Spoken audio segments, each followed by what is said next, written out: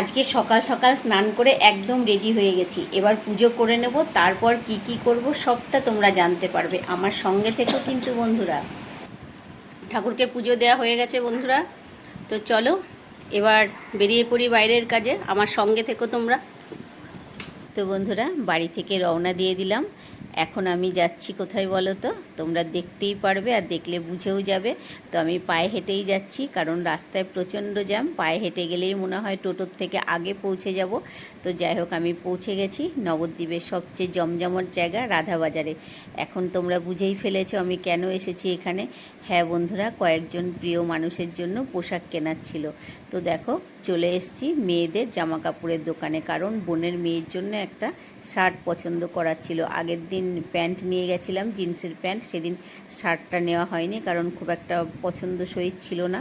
তো আজকে আসলাম, এসে একটা পছন্দ করে নিয়ে নিলাম। তারপরে চলে গেলাম পাশের দোকানে বোনের ছেলের পোশাক নিতে। তো সেখানেও বিভিন্ন রকম পোশাক দেখানো হলো। তো দেখতে ভালোই লাগছে, সব পোশাকই পছন্দ হচ্ছে। তো তার মধ্যেই একটা পছন্দ করে নিয়ে নিলাম। এরপরে গেলাম জুতোর দোকানে। বোনের ছেলের ড্রেসের সঙ্গে ম্যাচিং করে একজোড়া জুতো নেবার ছিল। তো দোকানদার কাকুকে জুতো দেখাতে বললাম, তো কাকু কয়েক রকম জুতো দেখালেন। তার মধ্যে একজোড়া পছন্দ করে নিলাম। ভালো তো সবগুলোই লাগছে, কিন্তু সবগুলো তো আর নেওয়া সম্ভব নয়।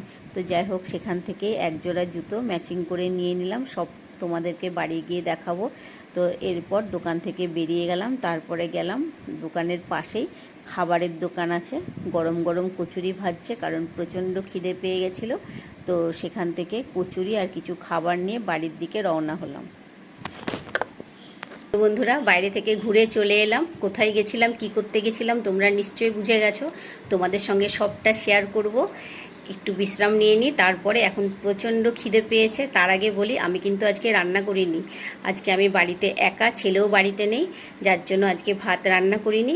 ছেলে রাতে বাড়িতে ঢুকবে, তখন সেদ্ধ ভাত করে নেবো। তো যাই হোক, দুপুরে কিছু খেতে তো হবে বলো।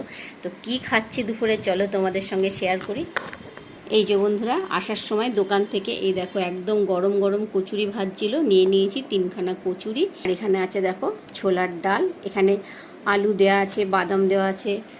আর এখানে আছে দেখো, আজকে যেহেতু শনিবার বজরংবলীর পুজো করেছি, তো লাড্ডু একটা আছে, সাথে আছে একটা ছানার টোস্ট, আর একটা আছে পান্তুয়া। আর এই যে বন্ধুরা, এখানে আছে সাদা মিষ্টি দই। তো বলো, রান্না না করলেও খাবার আয়োজনটা কিন্তু খারাপ হয়নি, তাই না? তো টাটা বন্ধুরা, খেয়ে নিই, আবার তোমাদের সঙ্গে দেখা হবে খানিক বাদে। আমার সঙ্গে থেকেও কিন্তু।